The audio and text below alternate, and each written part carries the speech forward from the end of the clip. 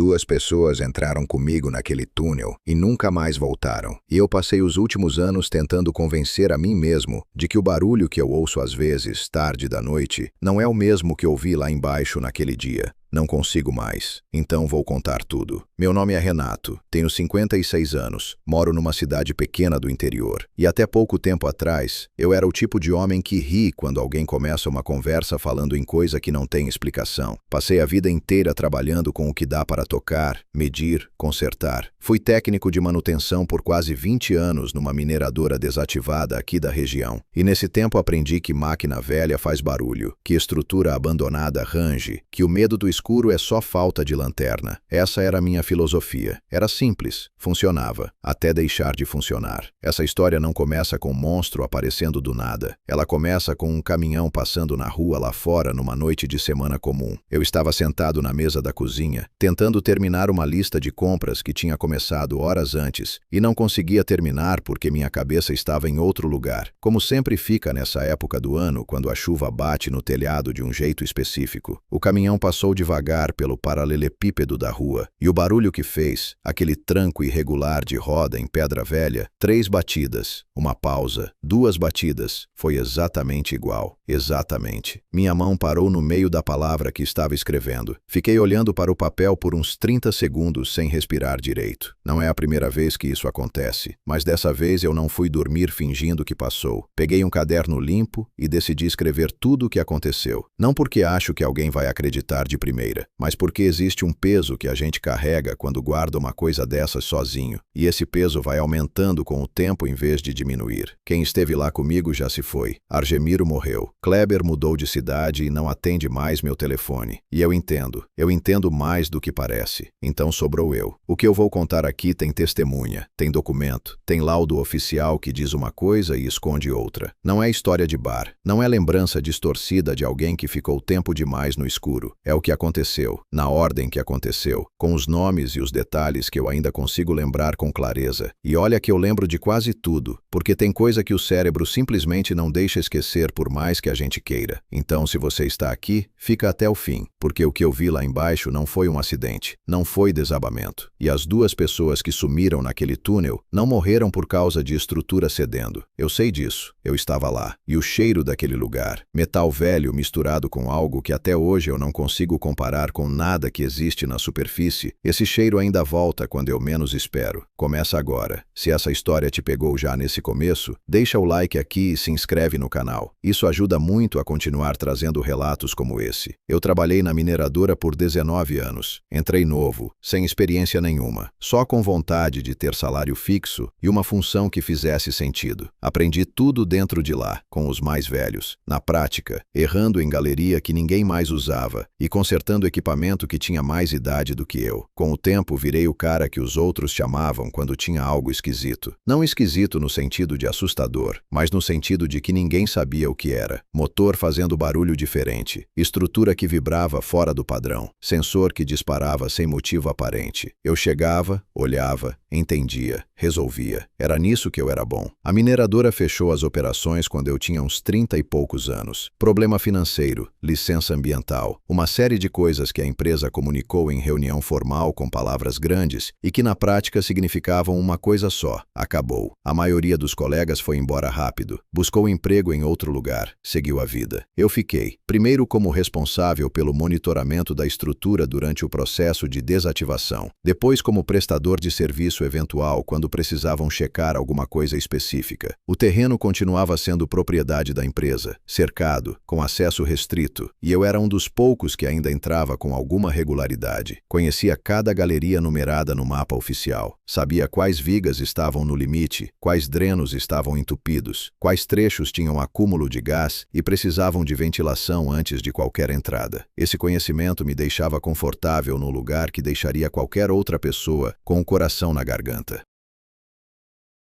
O escuro de uma mina desativada tem uma qualidade diferente do escuro normal. Ele é denso, é antigo, parece que tem peso, mas eu estava acostumado. Eu não sentia mais aquilo. Deveria ter percebido que deixar de sentir o peso do escuro não significa que o escuro deixou de existir. A galeria que nenhum engenheiro conseguia explicar foi encontrada num dia comum de trabalho, sem nenhum sinal de que aquilo ia mudar tudo. Era uma obra de ampliação simples. A empresa queria conectar dois setores antigos por um corredor novo, e minha função era acompanhar a equipe técnica para garantir que nenhuma estrutura existente fosse comprometida durante a perfuração. Trabalho de rotina. Fiz isso dezenas de vezes. Mas naquele dia, quando a broca atravessou o ponto marcado no projeto e o operador recuou o equipamento para verificar a extensão do buraco, o que apareceu do outro lado não era terra compactada nem rocha sólida. Era espaço. Espaço vazio, escuro, com uma corrente de ar frio saindo de dentro que apagou a chama do isqueiro do ajudante de obra, antes mesmo de ele chegar perto. Ninguém falou nada por uns 10 segundos. Eu me aproximei com a lanterna e olhei para dentro. A parede tinha uns 40 centímetros de espessura naquele ponto, e do outro lado havia uma galeria. Não larga, não alta, mas claramente trabalhada.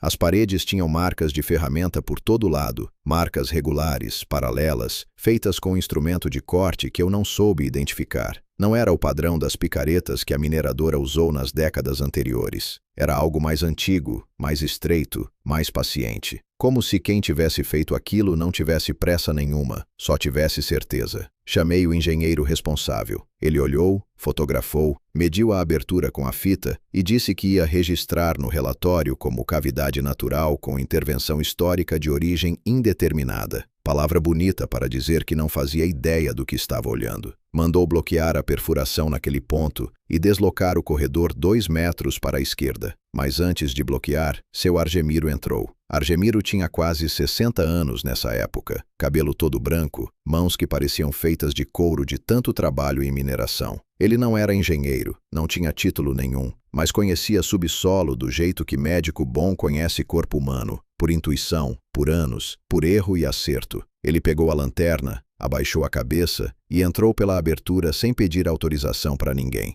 Ficou lá dentro uns 3 minutos. Quando saiu, o rosto dele tinha uma expressão que eu nunca tinha visto nele antes. Não era medo exatamente, era reconhecimento, como se ele tivesse visto algo que suspeitava que existia, mas esperava nunca confirmar. Ele me chamou de lado, longe dos outros, e falou baixo. Disse que as marcas na parede não tinham sido feitas por mineração industrial, nem por garimpeiro informal. Disse que o padrão era parecido com relatos que ele tinha lido num caderno velho que pertenceu ao pai dele, que também trabalhou em mineração décadas antes. Relatos de galerias encontradas embaixo de galerias, mais antigas, sem registro em nenhum mapa, sem explicação de quem as teria aberto ou por quê. E disse uma coisa que na hora eu descartei como superstição de homem velho cansado. Disse que o ar lá dentro não estava parado do jeito que ar de cavidade fechada fica. Estava se movendo, devagar, mas estava. E que isso significava que aquela galeria se conectava com alguma outra coisa mais fundo, e que mais fundo era exatamente onde ninguém deveria ir. Eu ouvi tudo.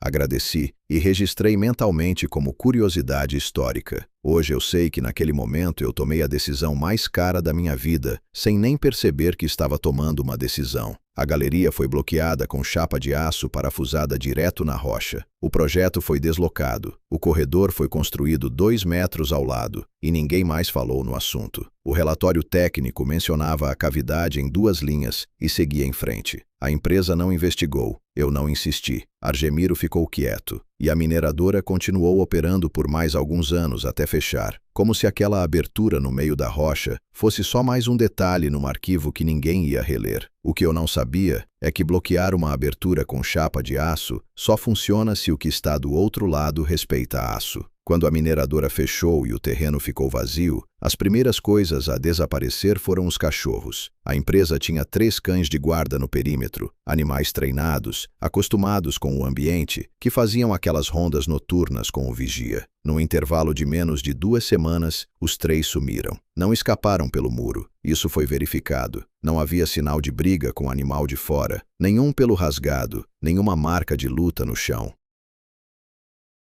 O vigia da época, um homem chamado Beto, que eu conhecia de vista, disse que os cães simplesmente pararam de aparecer na ronda sem fazer barulho nenhum, sem latido, sem gemido, sem sinal de que alguma coisa tinha acontecido. Uma noite estavam, na seguinte não estavam mais. A empresa registrou como fuga e colocou câmera nova no perímetro. Eu fui ao terreno alguns dias depois para uma vistoria de rotina e o Beto me chamou para mostrar uma coisa perto do galpão central. No chão, encostadas na parede de concreto, estavam as 3 coleiras dos cachorros, lado a lado, como se alguém tivesse organizado. Cada uma delas estava dobrada para dentro, o couro torcido no sentido errado, o fecho de metal amassado como se tivesse sido comprimido com uma força muito maior do que qualquer cachorro conseguiria fazer se tivesse tentado escapar. Não era o dano de animal em pânico, era algo diferente. Era um dano aplicado com calma, com pressão constante, como se quem tivesse feito aquilo tivesse todo o tempo do mundo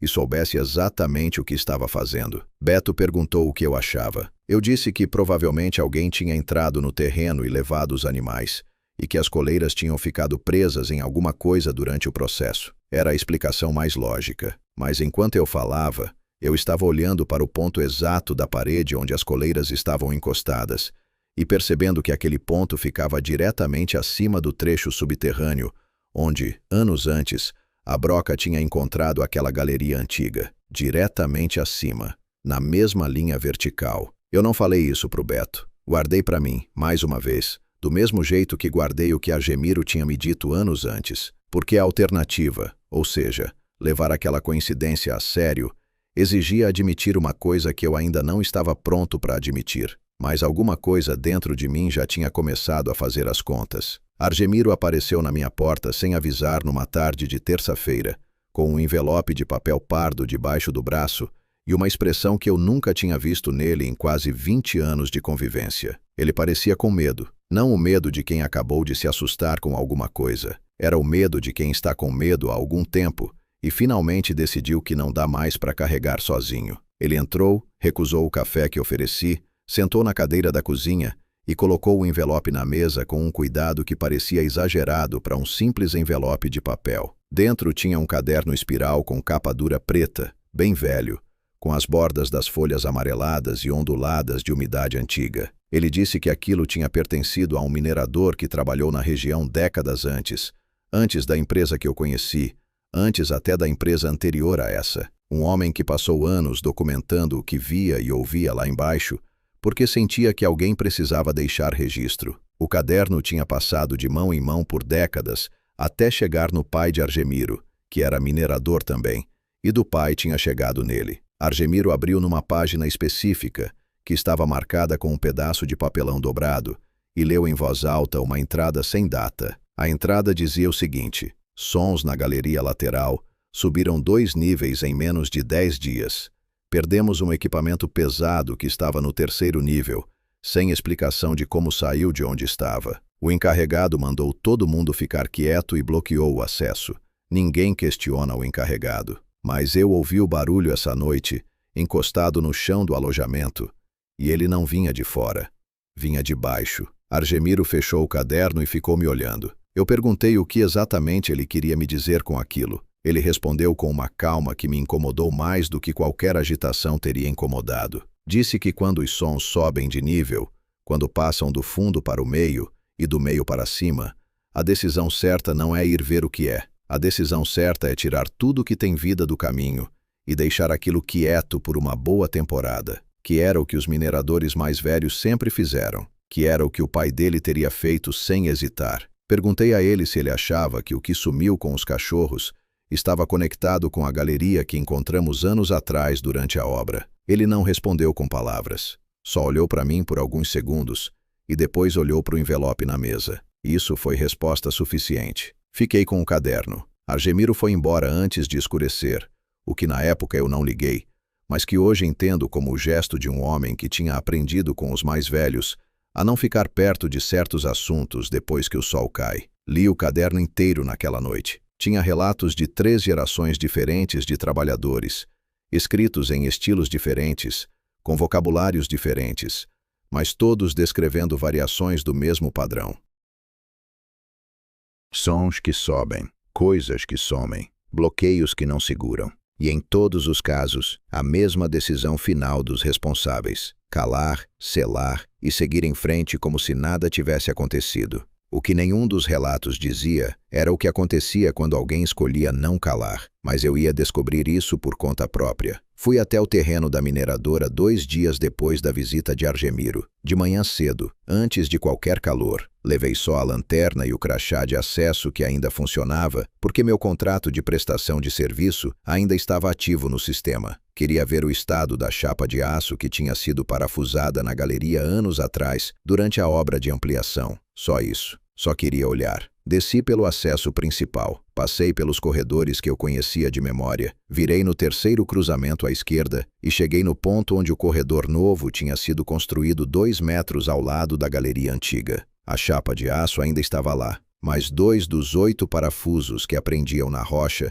tinham saído. Não tinham sido arrancados com força bruta, a rosca não estava danificada, tinham sido desenroscados, devagar, com precisão, de dentro para fora, e no chão na frente da chapa, na camada fina de poeira que se acumula sempre naquele corredor, porque o ar ali não circula bem, havia marcas, não de botas, não de patas, marcas estreitas, compridas, espaçadas de forma irregular, que vinham debaixo da chapa e iam em direção ao corredor principal. Eu fiquei parado olhando para aquilo por um tempo que não sei dizer quanto foi. Depois eu fiz a coisa mais importante que fiz nessa história inteira. Liguei para o meu irmão Kleber. Kleber tinha 32 anos na época, trabalhava como eletricista, não sabia nada de mineração, além do pouco que eu tinha contado ao longo dos anos. Mas ele era a pessoa em quem eu mais confiava. E mais do que isso, ele me conhecia bem o suficiente para saber quando eu estava falando sério. Contei tudo por telefone. A galeria antiga, o caderno de Argemiro, as coleiras, a chapa com os parafusos desenroscados, as marcas no chão. Contei sem dramatizar, do jeito técnico que eu sempre falo, porque sabia que qualquer exagero de tom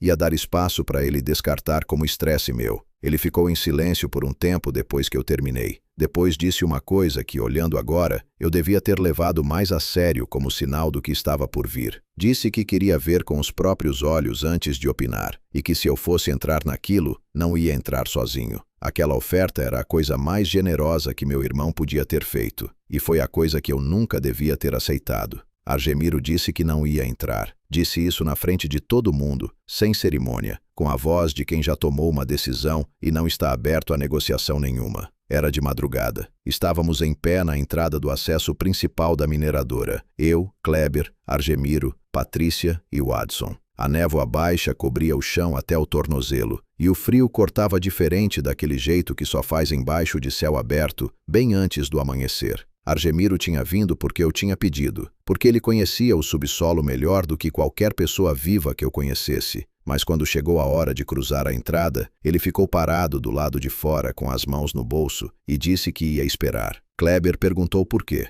Argemiro respondeu sem hesitar. Disse que já tinha ido longe o suficiente uma vez na vida, anos atrás, numa situação parecida com essa, e que tinha prometido para si mesmo que não ia repetir, que cada homem tem um limite que ele aprende a respeitar se tiver juízo, que o dele estava ali naquela soleira. Depois olhou para mim especificamente e disse uma coisa que ficou gravada com uma clareza que o tempo não apagou. Disse que se os sons tinham subido mais um nível desde a última vez que eu tinha verificado, a decisão inteligente era ir embora agora e não olhar para trás. Que uma galeria que atrai atenção é uma galeria que já aprendeu que atenção vira visita. Eu ouvi, registrei e entrei mesmo assim. Sei que parece burrice, mas você precisa entender o estado mental em que eu estava naquele momento. Tinha Patrícia do meu lado, que era técnica em segurança e tinha experiência em estruturas subterrâneas. Tinha Watson, que conhecia os níveis inferiores da mineradora melhor do que eu. Tinha Kleber, que eu ia proteger com a própria vida se precisasse. Eu tinha lanterna, rádio sobressalente, corda de segurança, kit de primeiros socorros, radiocomunicador. Eu tinha plano, tinha equipe, tinha protocolo. O que eu não tinha, e só fui entender depois, era respeito pelo que eu não sabia. E o que eu não sabia era muito mais do que o que eu sabia. Entramos os 4. Argemiro ficou do lado de fora. Essa foi a última vez que vi ele de pé e com saúde. Os primeiros metros da galeria principal eram exatamente o que eu esperava, o que eu conhecia, o que eu tinha percorrido dezenas de vezes ao longo dos anos. Madeiramento velho, trilhos enferrujados, paredes úmidas com aquele brilho de mineral que a lanterna faz parecer quase bonito se a gente não parar para pensar onde está. O chão de terra compactada absorvia o som dos nossos passos de um jeito que sempre me incomodou um pouco, porque dava a sensação de andar num lugar que não quer devolver o barulho que recebe. Mas aí Patrícia parou. Ela parou no meio do corredor, apontou a lanterna para a viga mais próxima e ficou olhando em silêncio por alguns segundos. Depois apontou para a viga do lado, depois para a parede, depois para o chão. Falou baixo, quase para si mesma. Disse que não tinha teia de aranha em lugar nenhum. A princípio eu não entendi o peso do que ela estava dizendo, mas ela explicou, ainda com aquele tom baixo de quem está pensando em voz alta e preferia não estar. Disse que em qualquer estrutura abandonada úmida, com madeira velha e pouca circulação de ar, a aranha é uma das primeiras coisas a se instalar. É garantido,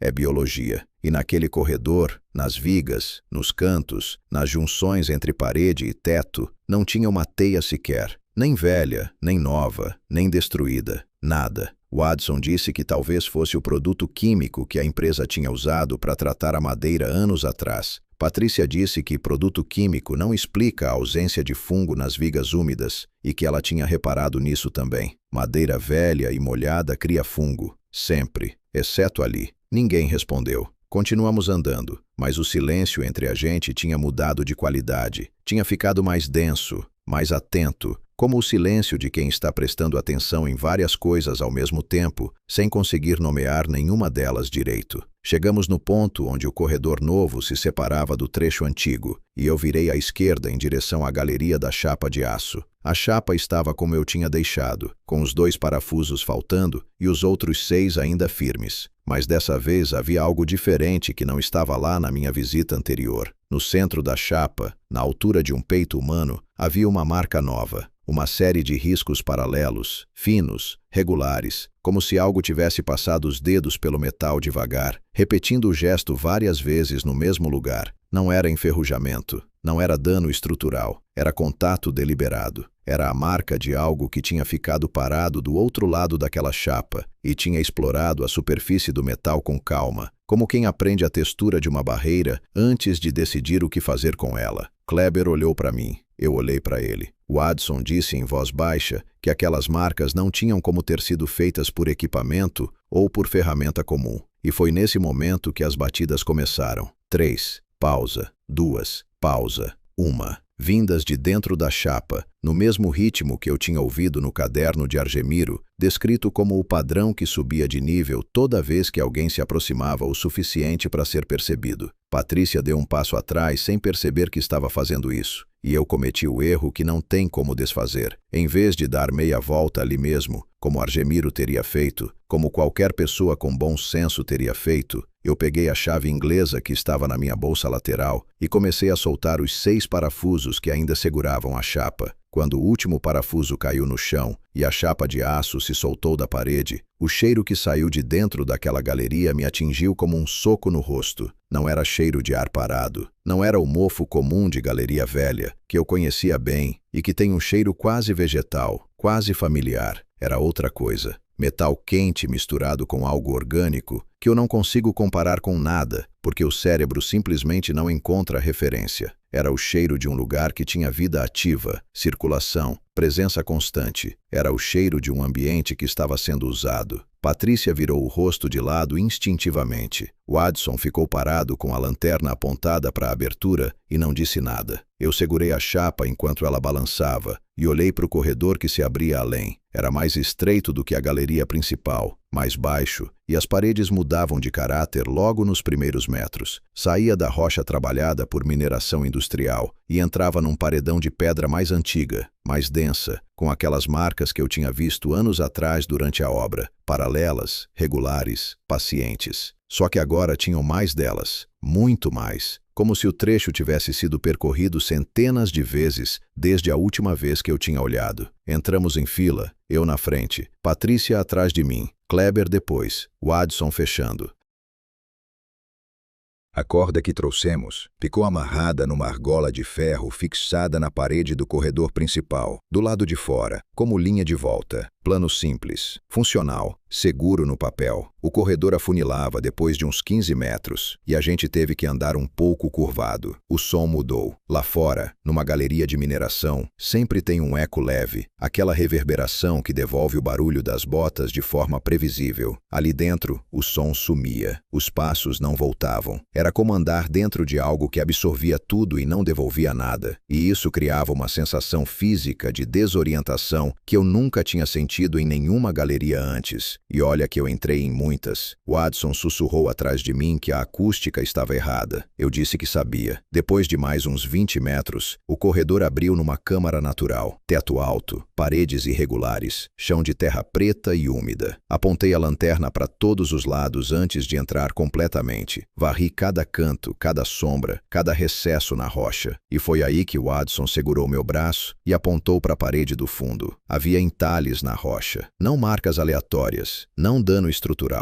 Eram sequências organizadas, grupos de incisões dispostos em linhas horizontais que se repetiam do chão até onde a lanterna alcançava. Watson colocou a mão perto de uma linha sem tocar e disse em voz baixa que aquilo parecia um sistema de contagem, que o padrão se repetia com regularidade demais para ser acidental. Patrícia disse que estava contando entradas. Ninguém perguntou entradas de quê. A gente sabia. As batidas recomeçaram nesse momento, mas diferentes das que tínhamos ouvido na chapa de aço. Essas eram mais dispersas, vinham de mais de um ponto ao mesmo tempo. Da parede da esquerda, do teto, de algum lugar abaixo do chão, onde não havia nenhuma galeria no mapa. 3 de um lado, pausa. 2 do outro lado, pausa. Uma de baixo, como se a câmara inteira estivesse acordando ao redor da gente. Kleber disse o meu nome. Eu já estava olhando para onde ele estava olhando. No centro da câmara, parcialmente encoberto pela terra, havia metal. Eu me aproximei devagar, abaixei com a lanterna e levei alguns segundos para processar o que estava vendo, porque a mente resiste em aceitar certas coisas, mesmo quando os olhos estão mostrando com clareza. Era o portão de ferro da entrada principal da mineradora. Eu conhecia aquele portão. Tinha ajudado a instalar ele anos atrás. Pesava mais de 200 quilos. Estava preso por gonzos chumbados direto na alvenaria, numa entrada que ficava a centenas de metros dali e a vários metros acima do nível em que estávamos. Não havia rampa, não havia acesso, não havia nenhum caminho físico por onde aquele portão poderia ter chegado até aquela câmara subterrânea pelos meios convencionais. Mas estava ali, retorcido quase ao meio, as barras dobradas como se fossem arame grosso em vez de ferro fundido, com as marcas dos gonzos ainda presas nas extremidades, como se tivesse sido arrancado com uma única força contínua aplicada no ponto certo. E na superfície do metal, em vários pontos, as mesmas marcas finas e paralelas que estavam na chapa de aço do corredor. Contato, exploração, paciência. Watson disse bem baixo que não era possível. Eu disse que eu sabia, mas estava ali do mesmo jeito. Patrícia estava agachada na borda da câmara, examinando o chão com a lanterna paralela à superfície para projetar sombra e revelar detalhes. Ela chamou a gente sem levantar a voz, com aquele tom de quem quer ser ouvida sem fazer barulho. Fomos até ela. No chão ao redor do portão havia rastros. Não de um animal, não de bota, não de nada que eu pudesse categorizar com o vocabulário que eu tinha. Eram marcas alongadas, com pressão irregular, que se distribuíam pelo chão da câmara em várias direções e convergiam para o portão como linhas num mapa apontando para o mesmo ponto central. E entre os rastros havia ossos, pequenos, médios, alguns claramente de animal, outros que Patrícia olhou por alguns segundos e depois desviou a lanterna sem comentar. Eu não perguntei o que ela tinha visto. Não precisava. As batidas abaixo do chão aumentaram de intensidade nesse momento. Não de volume, mas de frequência, mais próximas umas das outras, como se algo lá embaixo tivesse percebido que a gente tinha encontrado o portão e estivesse respondendo a esse momento específico. E então a lanterna de Kleber começou a piscar. A lanterna de Kleber não estava com bateria fraca. Eu tinha verificado todas as lanternas antes de entrar. Era protocolo meu, sempre foi. Bateria nova, testada, garantida para horas de uso contínuo. Mas ela piscou 3 vezes e apagou como se tivesse sido desligada por dentro. Kleber bateu nela com a palma da mão. Nada. Sacudiu. Nada.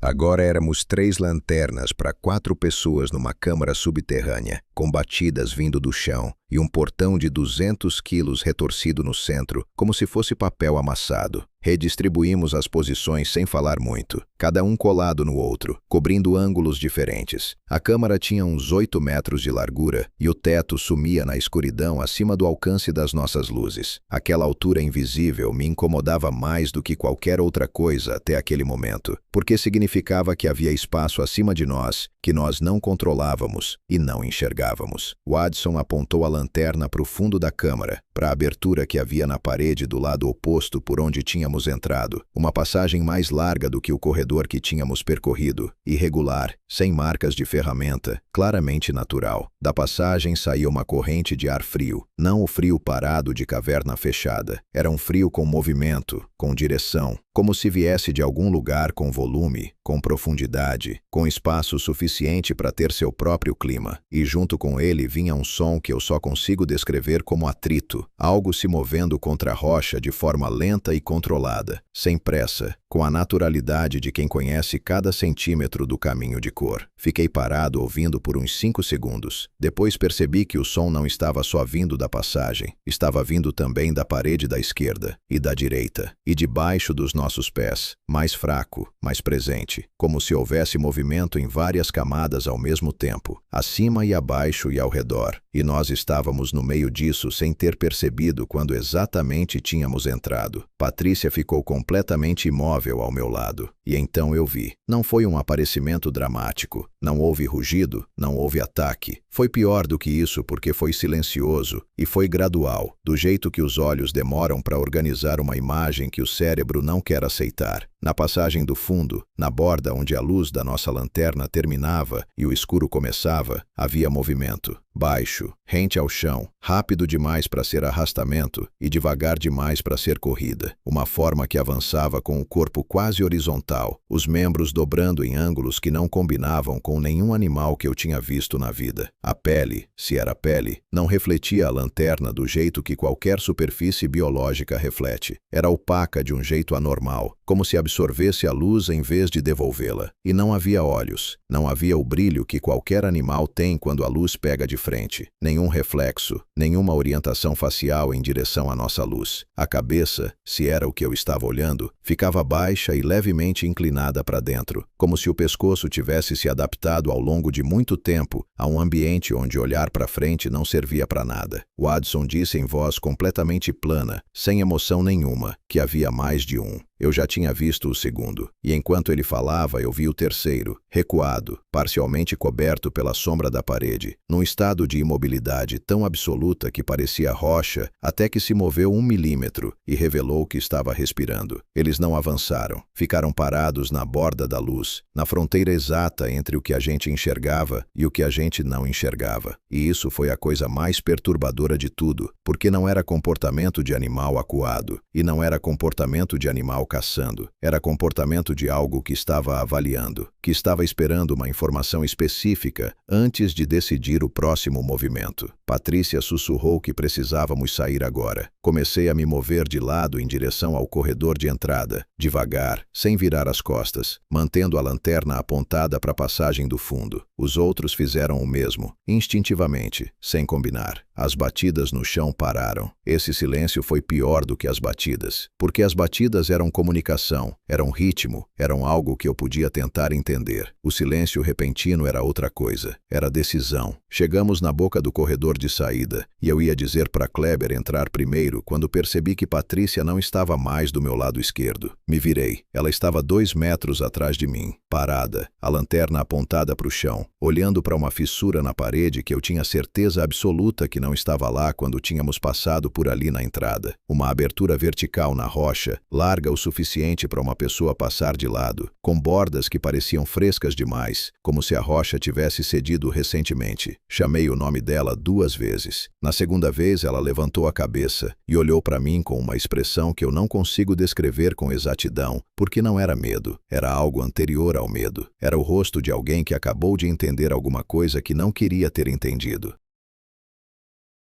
Ela abriu a boca para falar, e a fissura a puxou. Não foi queda, não foi tropeço, foi tração, direta, lateral, do jeito que uma corrente puxa quando está presa em algo com ancoragem suficiente. Ela sumiu pela abertura tão rápido que a lanterna dela caiu no chão do lado de fora da fissura e ficou acesa, apontada para o teto, iluminando o vazio onde ela tinha estado um segundo antes. Kleber gritou o nome dela. O eco voltou do corredor vazio. Nada mais voltou. Fiquei parado olhando para a fissura por talvez 2 segundos, e esses 2 segundos foram os mais caros da minha vida, porque eram os segundos em que eu ainda poderia ter feito alguma coisa e não fiz. Kleber foi em direção à abertura antes de mim. Eu segurei o braço dele com força suficiente para machucar, porque sabia que se ele entrasse ali, eu ia perder os dois. E perder os dois significava que ninguém ia sair daquela câmara para contar nada para ninguém. Ele resistiu por um momento, o corpo inteiro tensionado contra minha mão, e então parou. Ficou com a testa encostada na parede ao lado da fissura, respirando fundo, sem falar. Chamei o nome de Patrícia mais uma vez. Minha voz entrou na abertura e não voltou. Não havia eco. Era como gritar dentro de algo que absorve som, que engole e não devolve. Watson estava do meu lado e disse em voz baixa que precisávamos ir agora. Naquele momento eu ouvi, vindo da câmara que tínhamos deixado atrás de nós, o som de movimento. Não as batidas ritmadas de antes. Movimento real, físico, atrito de massa contra rocha, o som de algo grande se deslocando pelo espaço com confiança, sem pressa, na direção do corredor onde estávamos. Saímos. Não como planejamos na entrada, organizados, em fila, monitorando cada passo. Saímos rápido, curvados no trecho baixo, as lanternas balançando e projetando sombras na parede que minha cabeça tentava transformar em formas a cada piscar. Eu ia na frente agora, Watson no meio, Kleber atrás. A corda que tínhamos amarrado na argola do corredor principal deveria estar a uns 30 metros à nossa frente, mas quando chegamos no ponto onde ela deveria estar, a argola estava lá. A corda não. Watson iluminou o chão em volta. A corda não tinha caído. Não estava emaranhada na lama, não tinha escorregado da argola. Ela simplesmente não estava mais ali. E a argola de ferro estava intacta.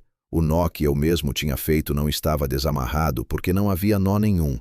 Havia apenas o ferro limpo, como se a corda nunca tivesse sido presa ali. Kleber disse que tinha certeza que tínhamos amarrado naquela argola. Eu também tinha certeza, mas não havia tempo para ficar discutindo memória com o som de movimento se aproximando por trás. Eu conhecia o caminho de volta de cor. Tinha percorrido aquele corredor dezenas de vezes ao longo dos anos. Sabia cada curva, cada cruzamento, cada ponto de referência. Guardei a corda na cabeça e usei o mapa que eu tinha na memória. Primeira curva à direita, 30 metros reto. Cruzamento central vira à esquerda. Mais 40 metros até o acesso principal. Estávamos na primeira curva quando Watson caiu. Não tropeçou, não escorregou. Os 2 pés saíram do chão ao mesmo tempo. O corpo dele foi puxado de lado com uma velocidade que não era compatível com gravidade, nem com nenhuma força que eu pudesse processar naquele segundo. E ele bateu na parede da direita com um impacto seco que fez o corredor inteiro vibrar. Cheguei nele em 2 passos. Ele estava caído de lado, com as 2 mãos agarradas no tornozelo direito, e quando iluminei o que ele estava segurando, eu vi que havia algo preso na calça dele, na altura do tornozelo, uma pressão que deformava o tecido de fora para dentro, como se houvesse uma mão ali, invisível, prendendo com força constante. Puxei o Watson pelo colete. Kleber pegou o outro braço. Por uns 3 segundos, a resistência foi maior do que os 2 juntos conseguíamos vencer, e então cedeu de repente. Não como quem solta, como quem decide soltar. E os 3 caímos para frente no corredor. Watson se levantou mancando, mas se levantou. Corremos os 40 metros restantes sem parar e sem olhar para trás.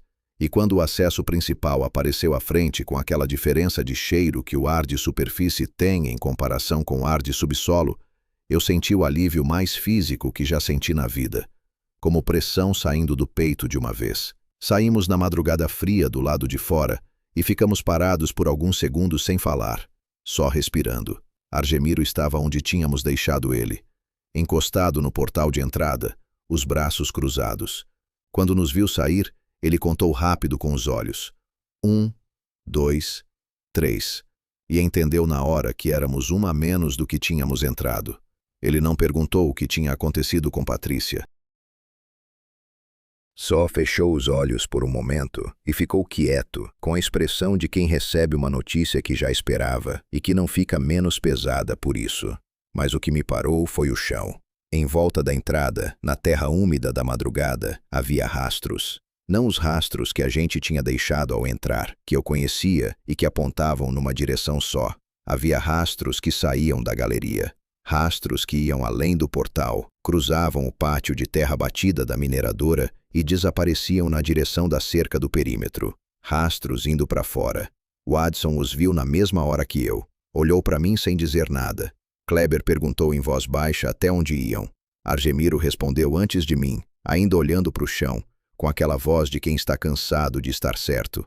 Disse que não ia ser a última vez que a gente ia ver esses rastros.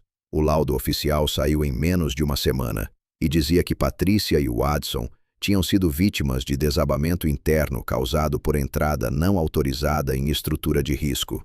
Deixa eu repetir isso devagar porque é importante você entender o que aconteceu. Watson saiu comigo pela boca da galeria.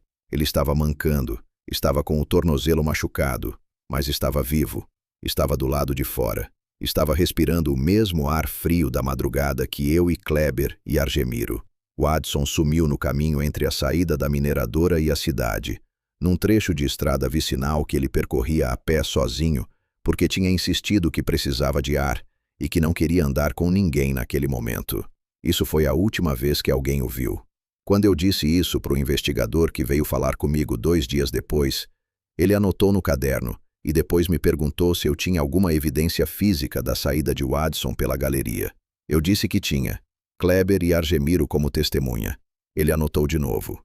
Depois fechou o caderno e disse que as circunstâncias do desaparecimento de Watson fora do perímetro da mineradora eram matéria de outra investigação e que o laudo técnico do local tratava especificamente do colapso estrutural interno. Eu perguntei qual colapso estrutural. Disse que tinha percorrido aquele corredor na saída e não havia sinal de desabamento nenhum.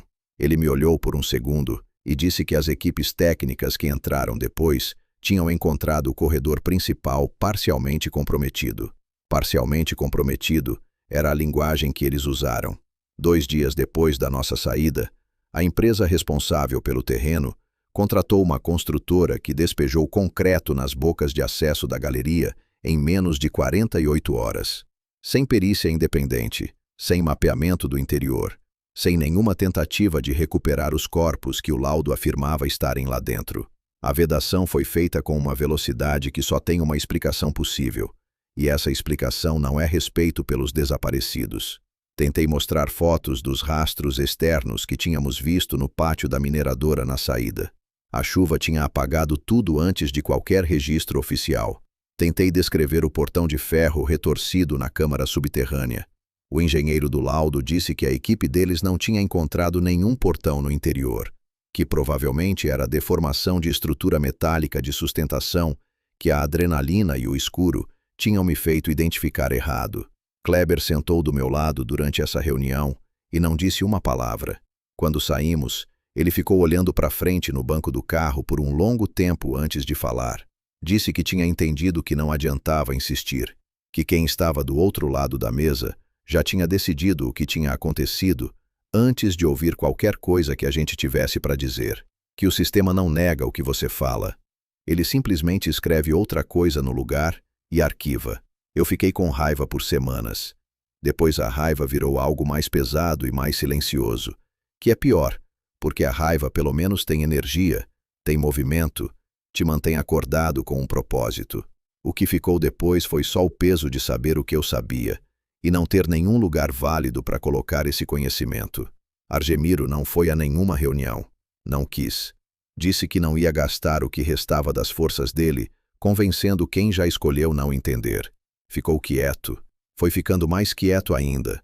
E eu só percebi que a quietude dele era de outro tipo, quando o filho dele me ligou uns 3 meses depois da nossa entrada na galeria. Mas isso vem depois. Primeiro vem o inverno. A mineradora foi vedada. O acesso foi bloqueado. A empresa emitiu nota dizendo que o terreno estava em processo de adequação ambiental e que nenhuma entrada seria permitida. A vida da região seguiu como segue em cidade pequena, com fofoca, com especulação, conversões que foram crescendo e se distorcendo conforme passavam de boca em boca. Uns diziam que tinha gangue usando os túneis. Outros diziam que era problema de gás. Ninguém chegou perto da verdade porque a verdade não cabia em nenhuma categoria que as pessoas dali tinham disponível. E então, no meio do inverno seco, um menino de uns 12 anos chegou em casa contando que tinha ouvido batidas no asfalto da estrada vicinal enquanto voltava da escola. A mãe dele me procurou porque todo mundo na região sabia que eu tinha trabalhado na mineradora por anos e porque ela precisava de uma explicação que fizesse sentido. Eu ouvi a descrição do menino com atenção. Ele disse que o barulho vinha de baixo, não do asfalto, debaixo do asfalto, e que era um barulho organizado, não aleatório. 3 batidas, pausa, 2 batidas, pausa, 1 batida. O mesmo padrão do caderno de Argemiro, o mesmo padrão da chapa de aço, o mesmo padrão que eu tinha ouvido na câmara subterrânea. Olhei no mapa que tinha em casa e marquei o ponto exato onde a criança tinha descrito ouvir o barulho. Era a estrada vicinal que passava sobre o trecho de subsolo, onde as antigas galerias se ramificavam antes de chegarem na câmara natural. O concreto que a empresa tinha despejado nas bocas de acesso tinha selado as entradas que a gente conhecia, mas a estrada ficava 300 metros além daquelas entradas. 300 metros além de qualquer ponto que tinha sido vedado. O que estava fazendo barulho naquele ponto não estava usando as galerias que a empresa tinha bloqueado. Estava usando algo que nenhum mapa tinha registrado, numa profundidade que nenhum engenheiro tinha medido, num caminho que seguia sua própria lógica subterrânea, sem se importar com o que a superfície tinha decidido selar. Fui até a estrada no dia seguinte, cedo, antes do movimento. Fiquei parado naquele ponto, olhando para o asfalto como se pudesse ver através dele, e coloquei a mão espalmada no chão fora da pista, na terra batida da lateral. Não havia batidas naquele momento, mas a terra estava quente.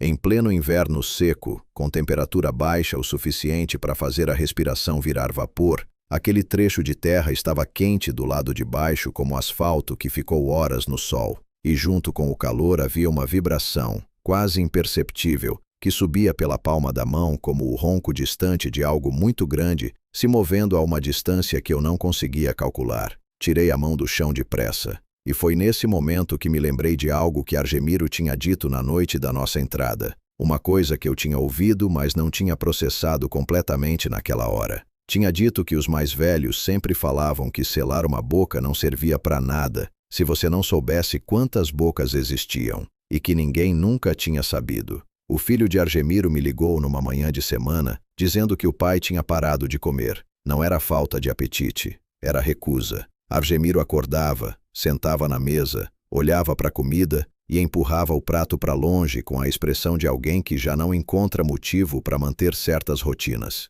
O médico que o atendeu falou em depressão severa, em estresse crônico acumulado, em colapso do sistema nervoso de um homem que tinha passado a vida toda em tensão física e mental. Receitou medicamento, sugeriu acompanhamento, usou linguagem técnica que nomeava os sintomas sem chegar perto de nenhuma causa real. Fui visitar Argemiro 3 vezes naquele período. Na primeira ele falou pouco, mas estava presente. Na segunda ele me reconheceu, mas ficou olhando pela janela durante quase toda a conversa, como se houvesse algo lá fora que só ele conseguia ver. Na terceira ele segurou meu braço quando eu ia embora, e disse uma coisa que ficou comigo com uma clareza que o tempo não reduziu. Disse que ele tinha entrado na galeria uma vez, anos antes da nossa entrada, antes de me conhecer, quando ainda era jovem, e achava que coragem era a mesma coisa que inteligência, que havia visto algo naquela época que nunca tinha contado para ninguém, porque não tinha como contar sem que parecesse que estava inventando,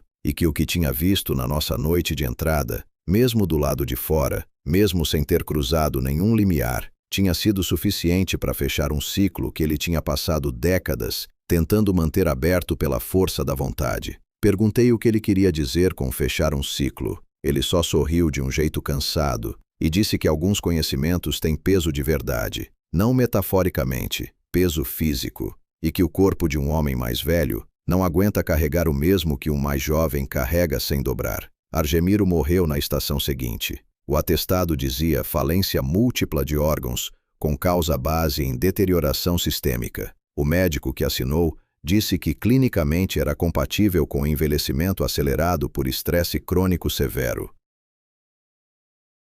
Que em homens da idade de Argemiro, com o histórico de trabalho físico pesado que ele tinha, o corpo às vezes simplesmente decide que chegou no limite. Fui ao velório. Fiquei em pé perto da família sem saber o que dizer que fosse verdadeiro e ao mesmo tempo suportável. O filho me agradeceu por ter visitado o pai nas últimas semanas. Disse que Argemiro tinha pedido para ele me entregar um envelope se alguma coisa acontecesse. Abri o envelope no carro antes de ir embora. Dentro havia 3 folhas dobradas. A primeira era uma página arrancada de um relatório técnico com timbre de uma mineradora extinta, sem data legível, com um parágrafo circulado à caneta. O parágrafo descrevia a ocorrência de sons ascendentes na Galeria Leste, recomendava suspensão temporária das atividades no nível 3 e terminava com a instrução de que qualquer relato dos trabalhadores sobre o assunto deveria ser tratado como boato e não registrado em ata. A segunda folha era uma fotocópia de um documento mais antigo, dificilmente legível, em que alguém tinha escrito à mão uma lista de nomes com datas ao lado. Embaixo da lista havia uma frase em letra miúda que dizia que os nomes eram de trabalhadores que tinham entrado nos níveis inferiores sem autorização e não tinham voltado, e que a causa registrada em todos os casos tinha sido desabamento. A terceira folha era uma nota escrita pelo próprio Argemiro, com a letra irregular de quem escreve com mão que treme. Dizia o seguinte: isto aconteceu pelo menos 3 vezes antes de mim que eu consegui rastrear. Em todas as 3, a decisão foi a mesma: selar, calar, seguir em frente. O problema nunca foi resolvido. Foi enterrado mais fundo a cada vez. E cada vez que foi enterrado, voltou de um ponto diferente, mais distante, mais inesperado. Não sou mais jovem o suficiente para ter medo do que vem agora, mas você é. Guarda isso. Guardei. E agora estou sentado nessa mesma mesa de cozinha de onde comecei a escrever essa história, com essas 3 folhas na minha frente, com o caderno de relatos antigos que Argemiro me trouxe naquela tarde de terça-feira, com a memória do portão de ferro retorcido no centro daquela câmara, com a memória do rosto de Patrícia no segundo antes da fissura a puxar. Kleber mudou de cidade. Não falo com ele há anos. Não ligo porque entendo o silêncio dele melhor do que qualquer conversa que a gente pudesse ter. E porque tem perguntas que ficam mais fáceis de carregar quando você não tem ninguém do outro lado confirmando que o peso é real. Watson nunca foi encontrado. Patrícia nunca foi encontrada. O terreno da mineradora continua vedado, com a placa de adequação ambiental na cerca, com o concreto nas bocas de acesso envelhecendo devagar sob o sol e a chuva. Às vezes passo de carro na estrada vicinal que passa acima das galerias antigas e olho para o asfalto como se pudesse ver através dele. Não coloco mais a mão no chão daquele trecho, porque eu sei o que vou sentir. Escrevi tudo isso porque a alternativa era continuar carregando sozinho. E carregando sozinho, eu estava me tornando uma versão de Argemiro que eu não quero ser. Não escrevi para convencer ninguém. Não tenho prova que sobreviveu à chuva, ao concreto e ao interesse da empresa em manter o arquivo limpo. Tenho o caderno, tenho as 3 folhas, tenho a memória e tenho o tornozelo que o Adson machucou na fuga, que um médico depois diagnosticou como fratura por compressão lateral atípica e que o médico não conseguiu explicar porque a direção da força não batia com nenhum tipo de queda ou impacto convencional. Isso ficou no prontuário. Isso ninguém apagou. O que eu aprendi com tudo isso não é que existem coisas inexplicáveis no mundo, porque isso todo mundo já sabe em algum nível e a maioria prefere não examinar de perto. O que eu aprendi é que existe uma diferença enorme entre um lugar abandonado e um lugar vazio. A gente trata essas duas coisas como sinônimos e não são. Um lugar abandonado por humanos não está vazio, está ocupado por outra coisa. E essa outra coisa aprendeu os horários da superfície, aprendeu os ritmos, aprendeu quando as luzes chegam e quando vão embora, com uma paciência que não tem comparação com nada que vive com pressa como a gente vive. A mineradora parou de operar, a empresa saiu, os trabalhadores foram embora. E o que estava lá embaixo antes de qualquer um de nós, simplesmente esperou que o movimento parasse para voltar a fazer o que sempre fez, com a tranquilidade de quem sabe que qualquer ocupação humana tem prazo de validade e que o subsolo não tem. Agora eu te pergunto uma coisa, e quero que você responda de verdade nos comentários. Se você soubesse que embaixo de um lugar que você passa todo dia, existe algo que nenhum mapa registra e que já fez desaparecer pessoas, você preferia saber disso ou preferia continuar sem saber? Pensa bem antes de responder, porque Argemiro soube, e saber tinha um custo que ele pagou com o que tinha de mais valioso. Se essa história te afetou, deixa o like aqui. É rápido e ajuda muito o canal a crescer. E se inscreve para não perder os próximos relatos, porque tem mais histórias como essa guardadas, e algumas são mais pesadas do que essa.